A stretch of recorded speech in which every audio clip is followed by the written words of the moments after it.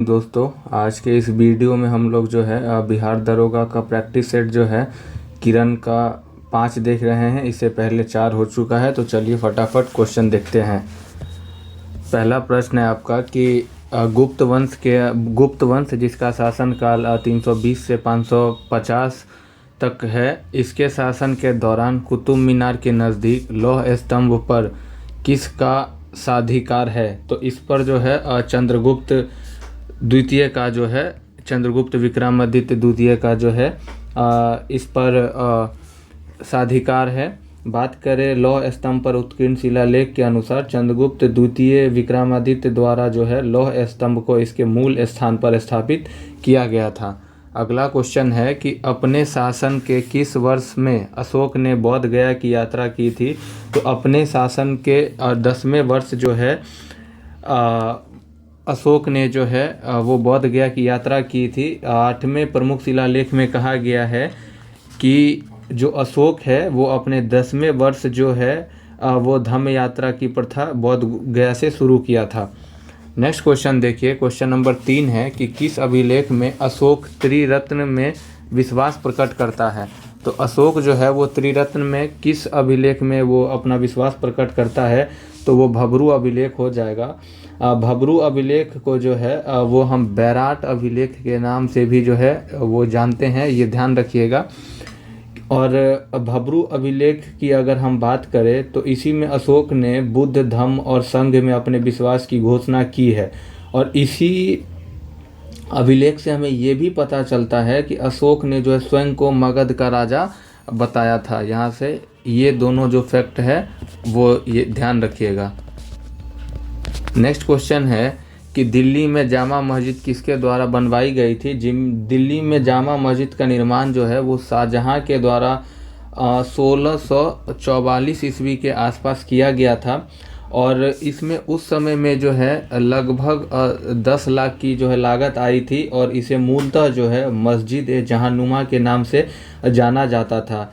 अगर हम इसकी निर्माण की बात करें तो इसकी जो निर्माण है वो सादुल्लाह खान के द्वारा जो है वो किया गया था। ये भी एक इम्पोर्टेंट फैक्ट है, ये ध्यान रखिएगा। नेक्स्ट क्वेश्चन है निम्नलिखित में से किसे कोलकाता में फोर्ट विलियम कॉलेज की स्थापना का श्रेय दिया जाता है?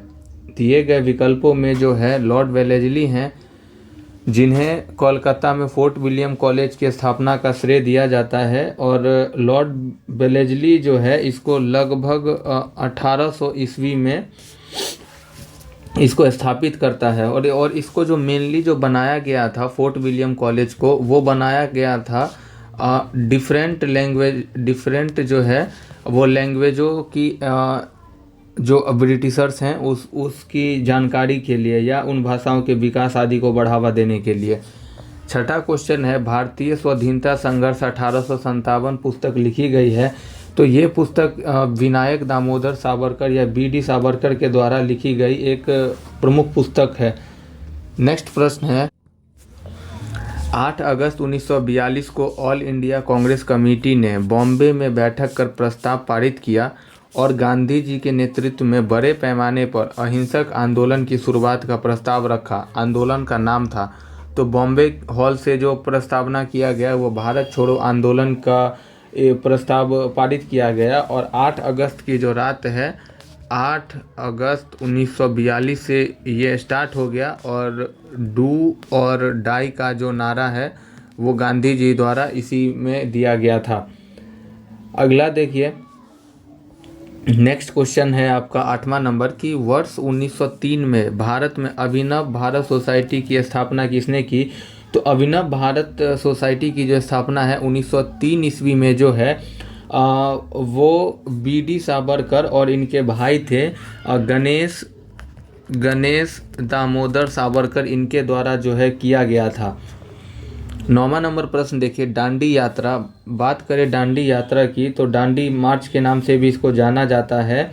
और ये जो है 1930 ईस्वी में गांधी जी ने स्टार्ट किया था। तो क्वेश्चन पूछा गया है कि दांडी यात्रा में गांधी जी के साथ कितने स्वयंसेवकों ने प्रतिभाग लिया। तो टोटल 78 स्वयंसेवकों ने जो हैं सेवियों ने गांधी जी के साथ दांडी यात्रा में भाग लिया। और ये जो है ये 12 मार्च से लेकर के 6 अप्रैल 1930 तक चला था। और इसमें जो है गांधी जी ने टोटल 241 मील की जो है वो यात्रा की थी। और इस समय में अगर हम वायसराय की बात करें तो जो इरविन है वो इस समय में जो है भारत का वायसराय था। और इरविन की कार्यकाल जो है वो 1926 से 1931 तक का है। दांडी मार्च के साथ ही जो है सविनय अवज्ञा भी स्टार्ट हुआ था, ये ध्यान रखिएगा। सूर्य मंदिर कहाँ स्थित है? तो सूर्य मंदिर जो है वो उड़ीसा के कोणार्क राज्य में स्थित है। और सूर्य मंदिर का जो निर्माण है ये निर्माण किया गया था गंग वंश के जो हैं वो राजा थे जिनका नाम था नरसिंह देव प्रथम। तो नरसिंह देव प्रथम के द्वारा जो है वो सूर्य मंदिर की स्थापना कोणार्क में किया गया। और जो नरसिंह देव थे वो गंग वंश के राजा थे। नेक्स्ट देखिए, अगला है आपका कि शीत युद्ध के मुख्य शत्रु कौन थे। तो देखिए जो शीत युद्ध है द्वितीय विश्व युद्ध के समाप्ति के बाद जो है वो शीत युद्ध का जो है वो स्टार्ट हुआ वो। और शीत युद्ध जो है वो यूएसए और यूएसएसआर यानी अमेरिका और रशिया के बीच ये जो है एक दूसरे के शत्रु थे। लेकिन इन्होंने कभी भी ये आमना सामना करके ये युद्ध नहीं लड़ा। और 1991 में जो है जब सोवियत संघ यानी रूस का विघटन 15 देशों में हो गया, इसके साथ ही शीत युद्ध की समाप्ति भी हो गई। अगला क्वेश्चन है, निम्नलिखित किस स्थिति में स्वेच्छाचारी शासन संभव है? स्वेच्छाचारी शासन जो है वो एक दलीय राज्य में ही संभव है। इसमें बेसिकली क्या है कि समस्त शक्तियां जो है वो एक ही लोग के हाथ में सारा पावर रहता है। अगला क्वेश्चन है, मीनाक्षी मदन राय की किस न्यायालय की प्रथम महिला न्यायाधीश के रूप में नियुक्ति हुई है? तो इनका नियुक्ति सिक्किम उच्च न्यायालय में जो है वो प्रथम महिला न्यायाधीश के रूप में ये नियुक्त की गई है। 14 नंबर क्वेश्चन है, निम्नलिखित में से किसका संबंध पंचायती राज से है? तो दिए गए विकल्प में जो है बलवंत राय मेहता समिति का जो संबंध है वो पंचायती राज से है। और ये एक त्रिस्तरीय समिति थी। और इसका जो गठन है वो 1957 ईस्वी में जो है वो किया गया था। और इन्होंने जो है त्रिस्तरीय पंचायत की व्यवस्था का प्रणाली इन्होंने दिया था। और इसी को देखते हुए 1959 के अंदर राजस्थान के नागौर में जो है सर्वप्रथम पंचायत की स्थापना किया गया या उद्घाटन किया गया।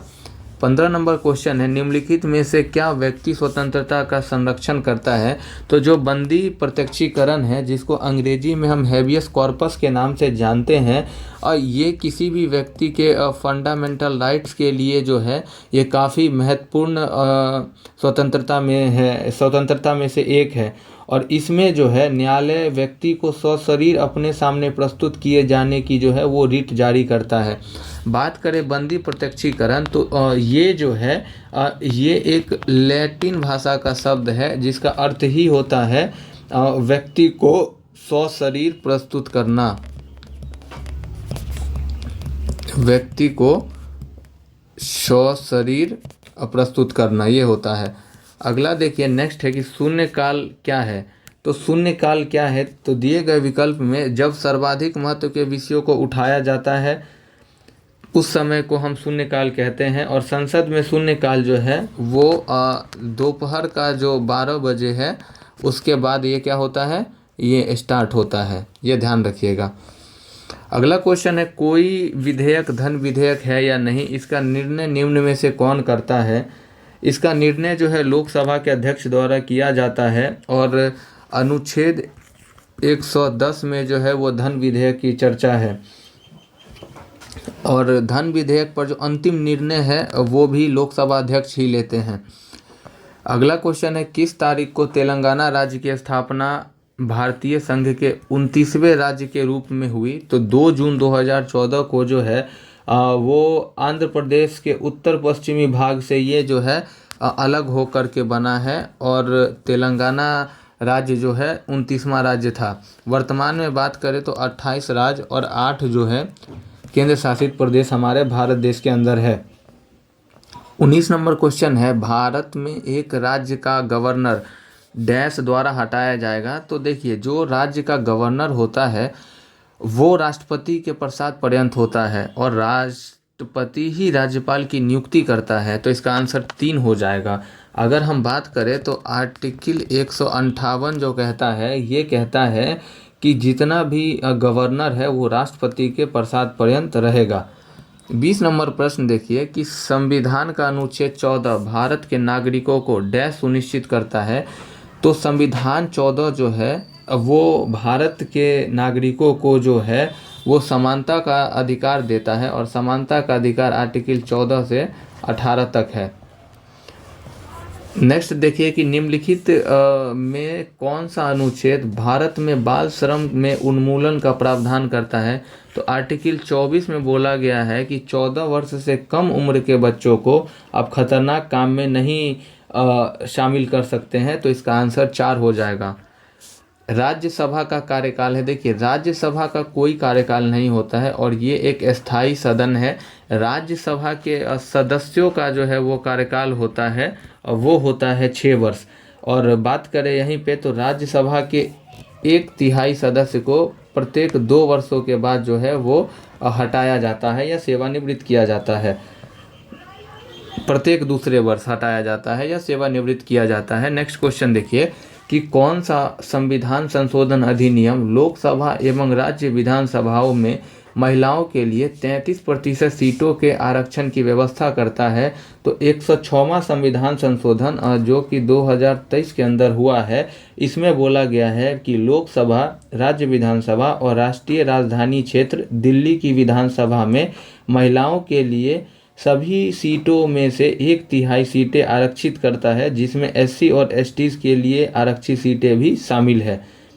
24 नंबर क्वेश्चन है कि निर्वाचक फोटो पहचान पत्र को भारत में किस वर्ष लागू किया गया? तो जो ईपीआईसी है यानी इलेक्शन फ़ोटो आइडेंटिटी जो है मतदाता फ़ोटो पहचान पत्र, इसको सबसे पहली बार 1993 में जो है टी.एन. शेषन के द्वारा जो है ये पेश किया गया था, और टी.एन. शेषन उस समय के मुख्य चुनाव आयुक्त थे। 2 अक्षांशों के बीच समयांतर है, 2 अक्षांशों के बीच जो है वो 4 डिग्री का अंतर होता है। बात करें कि पृथ्वी पर टोटल जो है वो 360 काल्पनिक रेखाएं हैं, और अगर हम इसको 24 घंटे से, अगर हम दिन में पूरे दिन रात मिला के 24 घंटा होता है और 1 घंटे में 60 मिनट होता है, अगर आप इसको करिएगा तो ये 4 मिनट आ जाएगा आपका आंसर। अगला है, एक हरिकेन एक डैश है? तो हरिकेन जो है ये उष्णकटिबंधीय की चक्रवातीय प्रणाली है, और हरिकेन और टाइफून जो है ये इसका एग्जाम्पल है। एक तो हरिकेन भी है उष्णकटिबंधीय चक्रवातीय प्रणाली का एग्जाम्पल, और एक जो है वो टाइफून भी इसका एग्जाम्पल है। नेक्स्ट क्वेश्चन है कि ताजे जल की तुलना में समुद्री जल का हिमांक बिंदु क्या होता है? तो ताजे जल की तुलना में समुद्री जल का जो हिमांक है वो निम्न होता है। नेक्स्ट क्वेश्चन है आपका कि मैंग्रोव जो तटीय जल में उगते हैं उन्हें डैश के रूप में वर्गीकृत किया जाता है? तो जो मैंग्रोव तटीय झाड़ी के रूप में उगते हैं उनको जो है वो हेलोफाइट कहा जाता है, और हेलोफाइट जो है ये पौधे के कई प्रजातियों का एक सामान्य नाम है, और इसके लिए लवणीय वातावरण होना अति आवश्यक है। नेक्स्ट क्वेश्चन है, निम्नलिखित में से किस राज्य में अलौह धातुएं जस्ता तांबा के बड़े भंडार पाए जाते हैं? तो जस्ता तांबा की सबसे बड़ी भंडार जो है भारत में राजस्थान राज्य के अंदर देखने को मिलेगा। कुछ महत्वपूर्ण जगह राजस्थान की बात करें तो मैं यहाँ पे लिख देता हूँ, जैसे कि हो गया एक होगा, आपने सुना होगा खेतरी। जो खेतरी है ये तांबे खनन के लिए प्रसिद्ध है।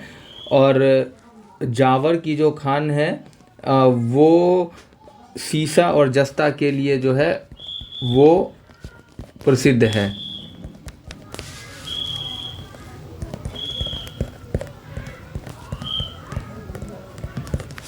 अगला क्वेश्चन देखिए, नेक्स्ट प्रश्न है आपका कि भारत का कौन सा क्षेत्र अपनी वर्षा का अधिकांश भाग उत्तर पूर्वी मानसून से प्राप्त करता है।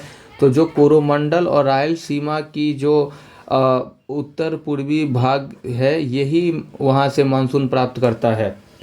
नेक्स्ट क्वेश्चन है कि कौन सा लक्षण सिंधु और गंगा नदी घाटियों के बीच जल विभाजक की भांति कार्य करता है। तो जो अरावली श्रेणी है वो सिंधु नदी और गंगा नदी घाटियों के बीच जल विभाजक का काम करती है। वैसे तो अरावली का विस्तार 4 राज्यों में है, लेकिन सर्वाधिक जो है वो राजस्थान के अंदर है। नेक्स्ट क्वेश्चन देखिए, 32 नंबर प्रश्न है आपका कि निम्नलिखित नदियों के युग्म में से किसे सर्वप्रथम जोड़ा गया। तो दिए गए विकल्प में जो है वो गोदावरी और कृष्णा नदी का जो है इस कृष्णा और गोदावरी को जो है सर्वप्रथम जोड़ा गया। और आंध्र प्रदेश में जो है वो कृष्णा गोदावरी नदियों को एक दूसरे से जोड़ा गया था। ये ध्यान रखिएगा कि आंध्र प्रदेश में ये दोनों नदी को जोड़ा गया था, गोदावरी और कृष्णा को। नेक्स्ट प्रश्न है कि भारत के किस क्षेत्र में वनस्पति को हेलोफाइटस के रूप में वर्गीकृत किया जाता है। तो जो सुंदरवन का क्षेत्र है जो वेस्ट बंगाल या पश्चिम बंगाल में पाया जाता है उसके वनस्पति को हेलोफाइटस के रूप में वर्गीकृत किया जाता है। बात करें हम हेलोफाइटस का, तो जो हेलोफाइटस है ये एक पादप है जो अधिक खारे जल में यानी नमकीन जल में उगता है। और ये अर्ध मरुस्थल, मैंग्रोव, दलदल, कीचड़ और समुद्र तट पर ये जो है पाया जाता है। सुंदरवन की अगर हम बात करें तो जो सुंदरवन है ये वेस्ट बंगाल प्लस जो है वो बांग्लादेश में देखा जाता है। नेक्स्ट क्वेश्चन देखिए कि उपाय एवं युक्तियां आरबीआई के द्वारा प्रावधान किए गए अग्रिमों का भार है। उपाय एवं युक्तियां जो है आरबीआई के द्वारा प्रावधान किए गए अग्रिमों का भार है। और वो क्या है, राज्य सरकार के लिए। राज्य सरकार के लिए अग्रिम भार क्यों है, क्योंकि जब RBI ways and means advance के प्रक्रम के द्वारा जो है वो राज्य सरकारों को अस्थायी रूप से लोन प्रदान करता है। और इसका जो अवधि है वो राज्य सरकारों को 90 दिन की अवधि के लिए ऋण प्रदान किया जाता है। तो ये जो है राज्य सरकार के लिए उन पर ये अग्रिम भार है। नेक्स्ट प्रश्न है कि निम्न संघीय सरकारों के करों में से कौन सा सर्वोच्च वार्षिक आमद देता है।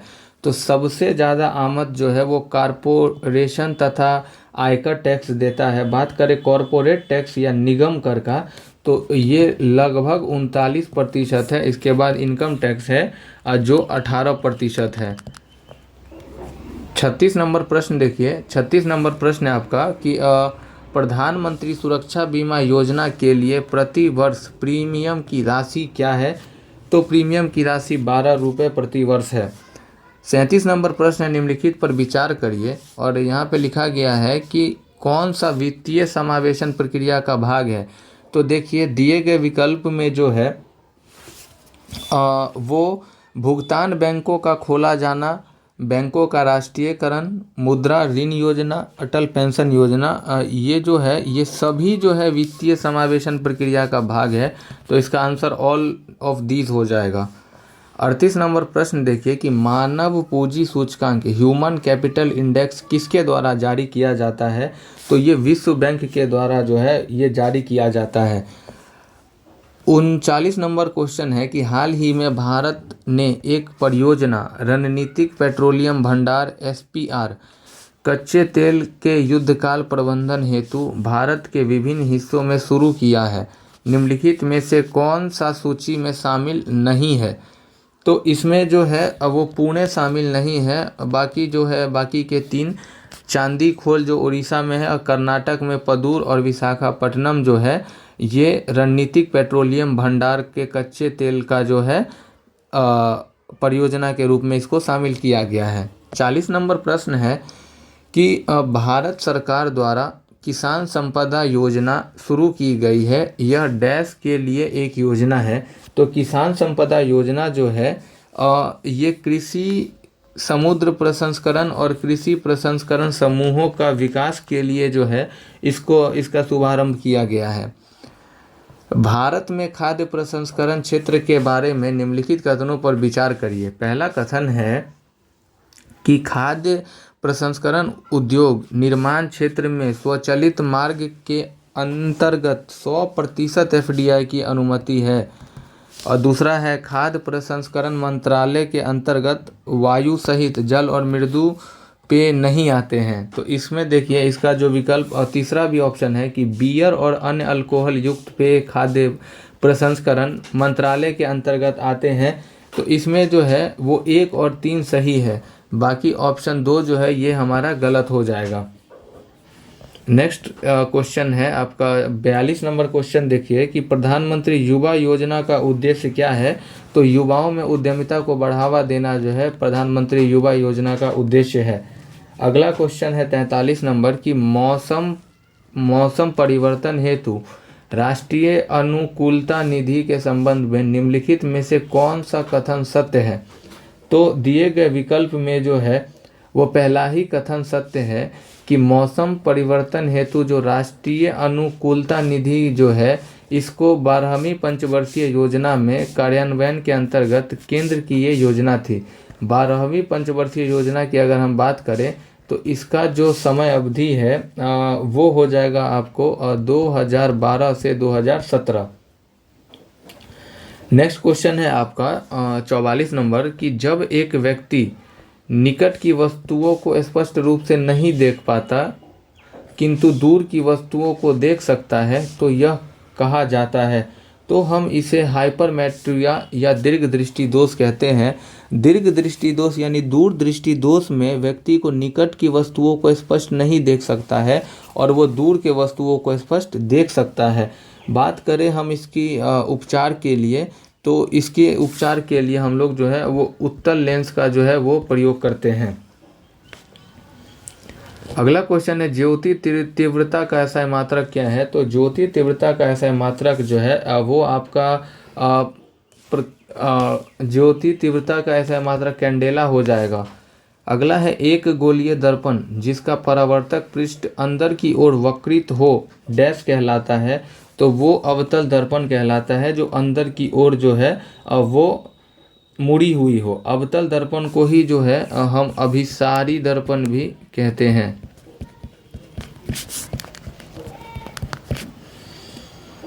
अवतल दर्पण की अगर बात करें तो अवतल दर्पण वस्तु और दर्पण के बीच की दूरी के आधार पर विभिन्न प्रकार के छवि हमें दिखाते हैं। 47 नंबर प्रश्न है आपका कि एक वस्तु द्वारा तय की गई दूरी इसकी गति डैश है। तो इसका जो ऑप्शन है संबंधित नहीं है, बराबर है, विपरीत। देखिए प्रत्यक्ष अनुपातिक हो जाएगा, यानी एक वस्तु द्वारा तय की गई दूरी इसकी गति के जो है वो प्रत्यक्ष अनुपाती है। 48 नंबर प्रश्न देखिए कि वह स्थिति जिसमें कोई व्यक्ति दूर की वस्तुओं को स्पष्ट रूप से देख सकता है लेकिन पास की वस्तुएं धुंधली दिखाई देती है तो इसे हम क्या कहते हैं। तो इसे हम निकट दृष्टि दोष या हाइपरमेट्रिया कहते हैं। और हाइपरमेट्रिया के कारण क्या होता है कि आँख के पास की वस्तुओं पर ध्यान केंद्रित करने में असमर्थता देखी जाती है। 49 नंबर प्रश्न है कि ध्वनि की गति और विमान की गति को मापा जाता है। तो इसको मैक संख्या के रूप में जो है वो मापा जाता है। और मैक संख्या जो है ये एक बीमाहीन राशि है, यानी इसका कोई बीमा नहीं होता है। अगला है कि जर्मन सिल्वर किसका मिश्र धातु है। जर्मन सिल्वर जो है तांबा निकेल और जिंक का मिश्र धातु है। इसमें तांबा जो है वो 60%, निकेल जो है वो 20% और जिंक जो है ये 20% रहता है। निम्नलिखित में से कौन एक कठोर धातु है? तो टंगस्टन जो है ये काफ़ी कठोर धातु है दिए गए विकल्प में। नेक्स्ट क्वेश्चन है कि निम्नलिखित में से कौन सा अम्ल है? तो जो H2SO4 है, जिसको हम लोग सल्फ्यूरिक एसिड के नाम से जानते हैं, ये जो है ये एक अम्ल है। ऑटोमोबाइल बैटरी के लिए डैश अम्लों का उपयोग किया जाता है? तो ऑटोमोबाइल बैटरी में जो है सल्फ्यूरिक अम्ल यानी H2SO4 का इस्तेमाल या उपयोग किया जाता है। अगला क्वेश्चन है कि कॉटन फाइबर किससे बना होता है? कॉटन फाइबर जो है वो सेल्यूलोज से बना होता है और ये लगभग जो है वो शुद्ध सेल्यूलोज होता है। 55 नंबर प्रश्न है, मनुष्य के शरीर का सामान्य तापमान कितना होता है? मनुष्य के शरीर का सामान्य तापमान जो है वो 98.4 फ़ारेनहाइट या 37 डिग्री सेल्सियस होता है। अगला प्रश्न है 56 नंबर कि एंटीजन का क्या कार्य है? एंटीजन जो है वो एंटीबॉडी का निर्माण को प्रोत्साहित करता है और जो एंटीजन है वो किसी जीवधारी के शरीर में उपस्थित वे अणु होते हैं जो रोगों से लड़ने की क्षमता का उत्पन्न या विकास करते हैं। 57 नंबर प्रश्न देखिए। 57 नंबर प्रश्न है कि निम्नलिखित में से कौन सा एस्टेरॉयड हार्मोन नहीं है? तो जो थायरॉक्सिन जो है वो एस्टेरॉयड हार्मोन नहीं है और एस्टेरॉयड हार्मोन जो है वो लिपिड कोलेस्ट्रॉल से प्राप्त होते हैं। बाकी जो है एल्डोस्टेरोन और एस्ट्रोजन जो है ये एस्टेरॉयड हार्मोन है। अगला है सनशाइन विटामिन किसे कहते हैं? तो विटामिन डी को जो है वो सनशाइन विटामिन कहते हैं और विटामिन डी को हम धूप के विटामिन के नाम से भी जानते हैं। कुछ खाद्य पदार्थ है जिससे विटामिन डी की पूर्ति होती है, जैसे कि तेलीय मछली हो गया, अंडा हो गया, इसमें भी थोड़ी मात्रा में विटामिन डी जो है वो पाई जाती है। 59 नंबर क्वेश्चन है कि गाजर और आम इसके विपुल स्रोत है? तो विटामिन ए जिसको हम लोग रेटिनॉल के नाम से जानते हैं वो सर्वाधिक जो है विटामिन ए के कमी से होता है और विटामिन ए सर्वाधिक गाजर और आम में भरपूर मात्रा में पाया जाता है। सामान्य व्यक्ति का औसत बौद्धिक स्तर IQ कितना होता है? तो जो सामान्य व्यक्ति होते हैं उनका औसत IQ जो है वो 90 से 110 के बीच होता है। वहीं अगर हम बात करें जो 120 से अधिक है वो बेहतर के कैटेगरी में आता है। नेक्स्ट क्वेश्चन मैथ का है और देखिए इसको सॉल्व अगर करिएगा तो ऊपर में जो दिया हुआ है 347 डॉट दशमलव को हटाएंगे तो नीचे हो जाएगा आपका 297, ऊपर में नीचे में हो जाएगा, इसको हटाइएगा तो 1000 और नीचे जो दिया गया है 0.0042, इसको अगर हम ऊपर भेजेंगे तो इधर हो जाएगा हमारा 1 2 3 4 4 0, बट्टे में हो जाएगा 42। जब इसको हम काट पीट करेंगे तो हमको वैल्यू जो है वो 10 निकल के आ जाएगा। आप इसको काट लीजिए आराम से, 3 0 से 3 0 कट जाएगा। अब बाकी आप गुना भाग कर लीजिए, इसका आंसर जो है 10x आ जाएगा, यानी इसका x/10 आ जाएगा। ठीक है। अगला क्वेश्चन है कि एक बल्लेबाज की 15 पारियों में एक निश्चित औसत थी, ठीक है, लेकिन उसने 16वीं पारी में 156 रन बनाए जिसमें उसकी औसत 8 रन से बढ़ गई। यानी जो है 15 पारियों में उसका कुछ x औसत रहा होगा, लेकिन वो 156 रन बना करके जो है वो 16वीं पारी में उसका जो है स्कोर कितना बढ़ जाता है? 8 रन से बढ़ जाता है। और जब आप इसको सॉल्व करिएगा तो x का वैल्यू जो है वो 28 आएगा और 8 रन से बढ़ गया है, यानी टोटल आंसर 28 + 8 यानी कि आपका 36 आ जाएगा। आप इस समीकरण को आप सॉल्व करिएगा, आपका आंसर आ जाएगा। अगला क्वेश्चन है कि शहर की वयस्क आबादी में 70% पुरुष है तथा 60% महिलाएं साक्षर है, तो आबादी का कितना प्रतिशत साक्षर है? देखिए इसमें जो है पुरुष महिलाओं का साक्षर तो दिया है, लेकिन कंबाइंड रूप से नहीं दिया है कि दोनों में कितना साक्षर या निरक्षर है, तो इसको हम निर्धारित नहीं कर सकते हैं। 64 नंबर प्रश्न है कि 400 सेबों का जो सीपी है वो 320 सेबों के एसपी के बराबर है। जब आप इसको तोड़िएगा तो 4 से काटिए, 4 दहम 40 और ये हो जाएगा 4 अट्ठे 32, जीरो से जीरो ख़त्म, ये हो जाएगा 5, ये हो जाएगा 4, यानी जो सीपी है वो 4 हो जाएगा, एसपी 5 हो जाएगा, यानी प्रॉफिट 1 का होगा, 1/4 यानी 25% का जो है वो लाभ हो जाएगा। अगला क्वेश्चन है कि कितनी राशि 5 वर्ष सावधिक जमा में निवेश करनी होगी जिस पर प्रति वर्ष इतना ब्याज मिल सकता है। तो आप इसका एक सिंपल सा फॉर्मूला होता है, मूलधन बराबर इंटरेस्ट इंटू 100 बटा टाइम इंटू रेट। आप इस पे इसको बैठा दीजिएगा तो आएगा यहाँ पे इंटरेस्ट कितना है 250 गुने 100 बटे टाइम कितना है 5 वर्ष, और हमको क्या निकालना है यहाँ से दर, तो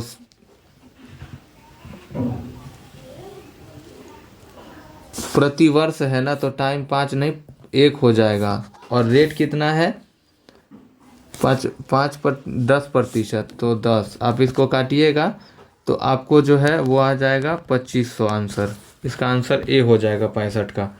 66 नंबर क्वेश्चन देखिए कि एक नल एक टंकी को 6 घंटे में भर सकता है। आधी टंकी भरने के बाद ऐसे ही 3 और नल को खोला जाता है। तो यहाँ पे देखिए अगर 4 समान नल को एक टंकी 1 घंटे में भरता है तो भरा गया जो है वो कितना होगा 4/6 हो जाएगा, और 4/6 का मतलब हो गया 2/3, 2/3। पूरी टंकी में भरने में लगा समय कितना हो जाएगा, इसका अपोजिट हो जाएगा, यानी 3/2 घंटा हो जाएगा। आधी टंकी भरने में लगा समय आपका हो जाएगा 3/4 गुने में 60, क्योंकि हमने क्या किया है इसको घंटे को मिनट में बदला है। ठीक है, तो यहाँ से आपका आ जाएगा 3 घंटा 45 मिनट।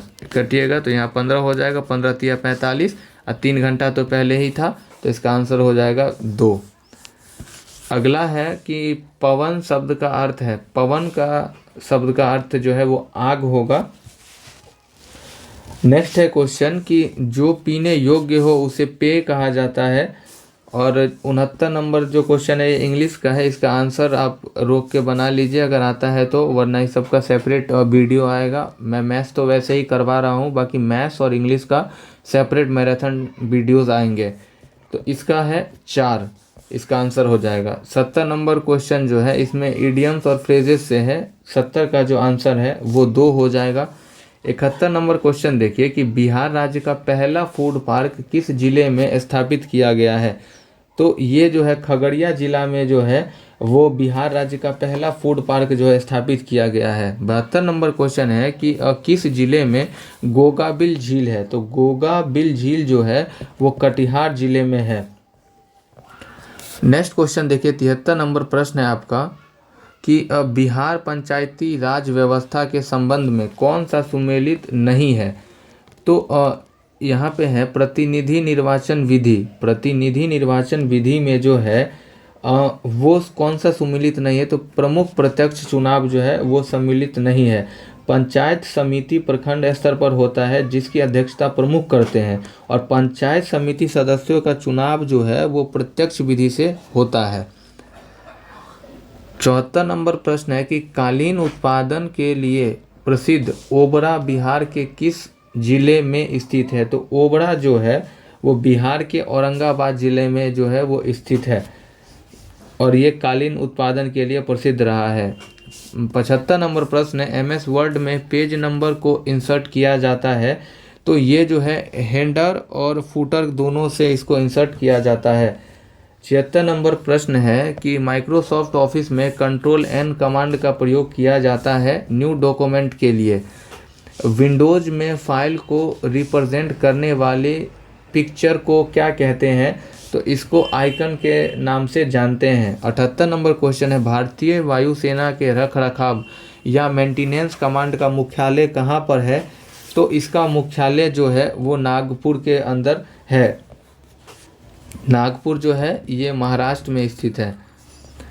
एडविन हब्बल विज्ञान के निम्नलिखित में से किस क्षेत्र से संबंधित है? तो ये जो है वो खगोल शास्त्र से संबंधित है और इन्होंने हब्बल टेलीस्कोप को छोड़ा था और ब्रह्मांड जो विस्तार हो रहा है उसको साबित करने में इन्होंने महत्वपूर्ण भूमिका निभाई थी। बात करें कि हब्बल टेलीस्कोप जो है इसको 1929 ईस्वी में जो है छोड़ा गया था। सचिन तेंदुलकर के साथ निम्नलिखित में से किसे भारत रत्न से सम्मानित किया गया है? यहाँ पे है यहाँ था होगा। तो सचिन तेंदुलकर के साथ जो है वो प्रोफेसर CNR राव को जो है 2014 में प्रणब मुखर्जी के द्वारा जो है भारत का सर्वोच्च पुरस्कार भारत रत्न द्वारा सम्मानित किया गया था। निम्नलिखित में से कौन भारत का सर्वोच्च नागरिक पुरस्कार है? तो भारत रत्न जो है वो भारत का सर्वोच्च नागरिक पुरस्कार है और इसको जो है वो 2 जनवरी 1952 से इसको स्टार्ट किया गया है। रघुपति राघव राजा राम किसने लिखा है? तो विष्णु दिगंबर फलुस्कर ने जो है रघुपति राघव राजा राम लिखा है और ये हिंदू भक्ति गीत है और इसको फेमस करने का काम महात्मा गांधी के द्वारा किया गया है। 83 नंबर क्वेश्चन है कि ड्रैगन्स सीड किसने लिखी है? ड्रैगन्स सीड की रचना जो है पर्ल एस बक के द्वारा किया गया है और ये एक उपन्यास है जिसको 1942 में जो है प्रकाशित किया गया। गांधी जी के बाद भारत एक पुस्तक डैश के द्वारा लिखा गया है। तो ये जो है रामचंद्र गुहा के द्वारा लिखा गया ये पुस्तक है, गांधी जी के बाद भारत। जैव विविधता के लिए अंतर्राष्ट्रीय दिवस किस तिथि को मनाया जाता है? तो प्रत्येक वर्ष जो है 22 मई को जैव विविधता के रूप में मनाया जाता है। 86 नंबर प्रश्न है विश्व पर्यावरण दिवस कब मनाया जाता है? प्रत्येक वर्ष 5 जून को जो है वो विश्व पर्यावरण दिवस मनाया जाता है। 87 नंबर प्रश्न है कि एशियाई विकास बैंक यानी ADB का जो है वो मुख्यालय कहाँ है? एशियाई विकास बैंक का मुख्यालय फिलीपींस मनीला में है और ADB की जो स्थापना है वो 1966 में किया गया है और ये जो है एक क्षेत्रीय विकास बैंक है। 88 नंबर प्रश्न है निम्न में से कौन एक ब्रिक्स देश है? ब्रिक्स में ब्राज़ील, रसिया, इंडिया, चाइना और साउथ अफ्रीका आते हैं। तो इसमें रशिया इसका आंसर हो जाएगा और ब्रिक्स में जो है टोटल 5 देश हैं। अंतर्राष्ट्रीय न्यायालय यानी ICJ international court of justice का मुख्यालय कहाँ है? तो हेग नीदरलैंड के अंदर द हेग में इसकी मुख्यालय है और इसमें जो है 15 न्यायाधीशों को ये मिलकर बना है जिनमें से प्रत्येक को संयुक्त राष्ट्र की महासभा तथा सुरक्षा परिषद द्वारा 9 वर्षों के लिए जो है इसमें न्यायाधीशों का चुनाव जो है वो किया जाता है। टॉड मेमोरियल ट्रॉफी भारत में निम्नलिखित में से किस खेल से संबंधित है? तो इसका संबंध फुटबॉल से हो जाएगा। फुटबॉल की कुछ अन्य ट्रॉफी बात करें जैसे Ashutosh trophy, Begum Hazrat Mahal trophy, Durand trophy, DCM trophy, IFA shield trophy, Sanjay gold trophy, Rovers cup, Subroto Mukherjee cup आदि प्रमुख है। 91 नंबर प्रश्न देखिए कि भारत में सिंधिया गोल्ड कप किस खेल से जुड़ा है? सिंधिया गोल्ड कप जो है ये हॉकी से जुड़ा हुआ है। 92 नंबर प्रश्न है ओवर ट्रिक शब्द किस खेल से संबंधित है? ओवर ट्रिक खेल का संबंध जो है वो ब्रिज से संबंधित है। अगला क्वेश्चन है 93 कि गाडगिल आयोग से संबंधित है। गाडगिल आयोग जो है ये आपका वेस्टर्न घाट यानी पश्चिमी घाट से संबंधित हो जाएगा और इसने अपनी रिपोर्ट जो है 2011 में 31 अगस्त को जो है वो भारत सरकार को यानी केंद्र सरकार को सौंपा था। हरित राष्ट्रीय न्यायाधिकरण की स्थापना किस में की गई थी?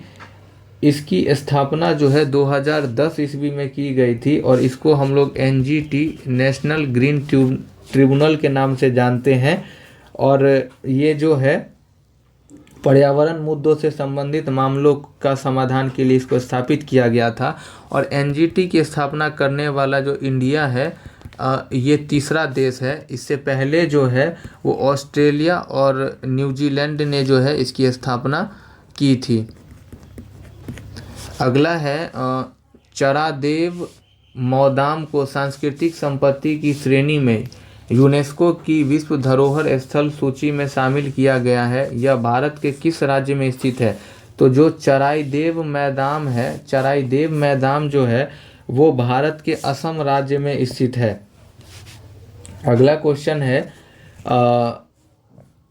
प्रधानमंत्री मोदी द्वारा शुरू की गई सुरंग परियोजना का निर्माण शुरू हुआ है जो दुनिया की सबसे ऊंची सुरंग है। तो दुनिया की सबसे ऊंची सुरंग जो है वो शिंकुनला सुरंग हो जाएगा, और जो शिंकुनला सुरंग का निर्माण है वो मोदी जी के द्वारा किया गया है।